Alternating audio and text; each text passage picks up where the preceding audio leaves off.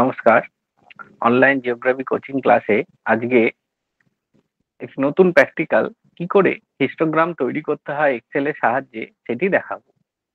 তো প্রথমে আমি মাইক্রোসফট এক্সেল এমএস অফিস এটি খুলে নিয়েছি এবং যে ডেটা শিট আছে সেই ডেটা শিটটি আমি প্রথমে এখানে টাইপ করব। তো প্রথমে লিখি ক্লাস বাউন্ডারি এবং যদি বড় হয় আপনারা একটু এখানে টেনে নেবেন, এরপরে ফ্রিকোয়েন্সি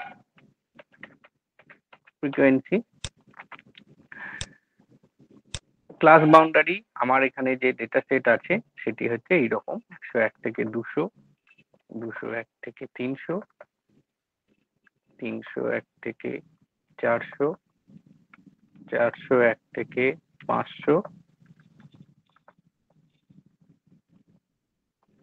600। ভুল হলো, 100 থেকে 200 আছে এখানে,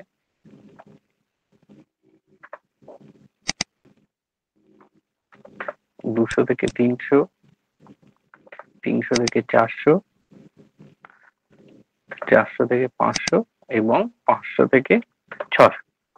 এখানে ফ্রিকোয়েন্সি আমার যে ডেটা সেট আছে তাতে এই ধরনের আছে, আমি সেটি লিখলাম।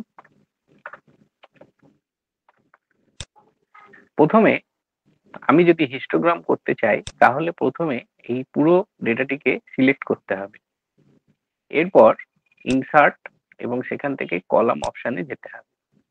কলামে 2D যে কলাম আছে একদম প্রথমে কাস্টার্ড কলাম, এইটিকে সিলেক্ট করতে হবে। সিলেক্ট করার সাথে সাথেই দেখতে পাচ্ছেন একটা সিম্পল বার ডায়াগ্রাম হলো। তো আমি এই সিম্পল বার ডায়াগ্রামে এক্সট্রা দাগগুলোকে ক্লিক করে আমি এটিকে ডিলিট করে দেবো। তো এখানে নিচে দেখতে পাচ্ছেন ক্লাস বাউন্ডারি গুলো চলে এসেছে। তা এরপর একটি যে কোনো বারের উপর রাইট ক্লিক করার পর ফরম্যাট ডেটা সিরিজে যেতে হবে। ফরম্যাট ডেটা সিরিজ যাওয়ার সাথে সাথে এই ধরনের একটি উইন্ডো খুলে যাবে।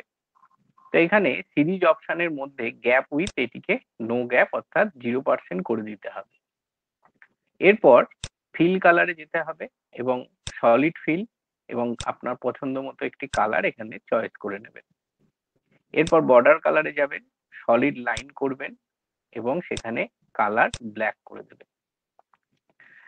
এরপর আপনারা ফিল কালারে কেবল বারের কালার চেঞ্জ হয়, আপনারা পছন্দ মতো কালার দিতে পারেন এবং বর্ডার কালারে বারগুলোর মাঝখানে যে দাগ সেই কালারটা ব্ল্যাক করে নেবেন। এরপর এটিকে ক্লোজ করে একবার বাইরে ক্লিক করবেন। দেখতে পাচ্ছেন এখানে হিস্টোগ্রাম চলে এসেছে।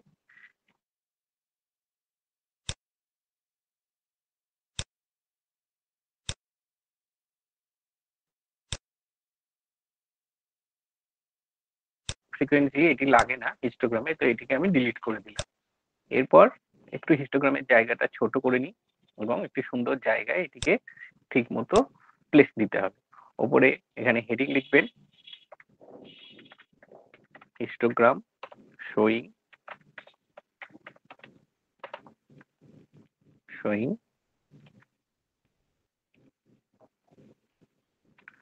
ডিস্ট্রিবিউশন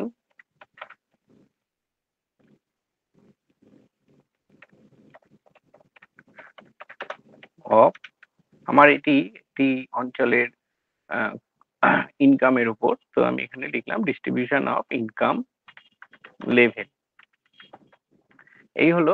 এরপর আমি এটিকে একটু ছোট করে দিই। তো ছোট করার জন্য সিলেক্ট করবেন, হোম পেজে যাবেন এবং আপনি এখানে সাইজটা 18 আছে, আমি 14 করে দিলাম।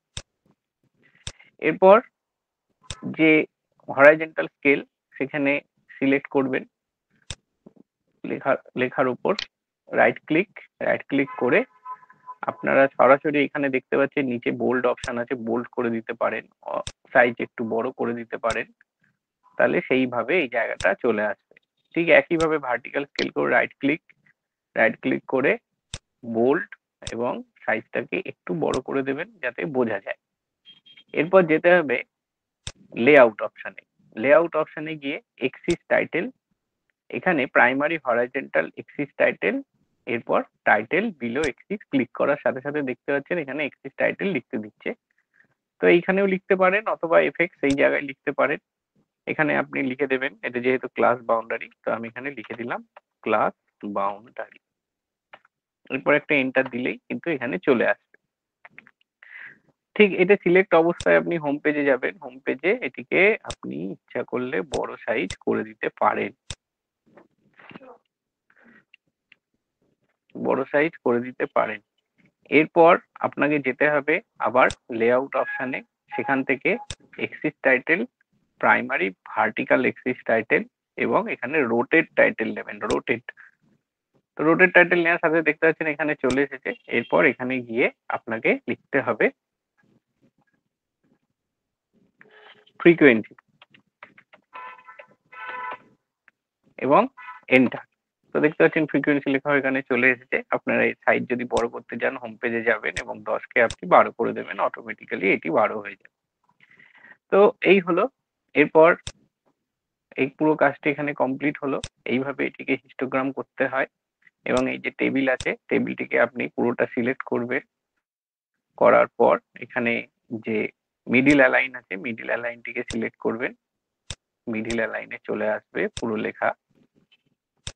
মিডিল অ্যালাইন সিলেক্ট করলেই পুরো লেখা মিডিল অ্যালাইনে চলে আসবে। এরপরে আপনাকে যে কাজটা করতে হবে সেটি হলো যে আপনি হেডিং রোটিকে একটু বোল্ড করে দেবেন এবং পুরোটার একটি টেবিল করার জন্য প্রথমে পুরোটা সিলেক্ট করবেন। সিলেক্ট করার পর আপনাকে যেতে হবে বর্ডার, বর্ডারের মোর বটমে ক্লিক করে অল বর্ডার করে দেবেন। তো দেখতে পাচ্ছেন বর্ডার হয়ে গেছে। আপনারা যদি হেডিং রো কালার করতে চান তো কেবল হেডিং রোকে সিলেক্ট করবেন। করার পর এখানে কালার অপশন আছে, আপনাদের পছন্দ মতো যে কোনো একটি কালার আপনারা এখান থেকে নিয়ে নিতে পারেন। তো হয়ে গেল। এবার এটিকে আপনারা ওয়ার্ড ফাইলে কপি করে নিয়ে গেলেই সেটি ওয়ার্ড ফাইলে নিয়ে পেস্ট করতে পারেন বা ডাইরেক্ট এখান থেকেও কিন্তু আপনারা প্রিন্ট আউট করে নিতে পারেন। এটিকে সেভ করার জন্য প্রথমে যেতে হবে অফিস বটম, সেখান থেকে সেভ অ্যাজ। সেভ অ্যাজ এর পর আপনি এই এক্সেল ফাইলটিকে ডেস্কটপে আপনি লিখতে পারেন হিস্টোগ্রাম বলে। হিস্টোগ্রাম বলে আপনি সেভ করে দেবেন। তো এটাই আমার সঙ্গে সঙ্গে সেভ হয়ে গেছে। দেখতে পাচ্ছেন আমার হিস্টোগ্রাম এখানে লেখা দেখাচ্ছে। এরপর এটিকে ক্লোজ করে দেবেন। তো এইভাবেই এক্সেল ফাইলে হিস্টোগ্রামকে করা হয়ে থাকে।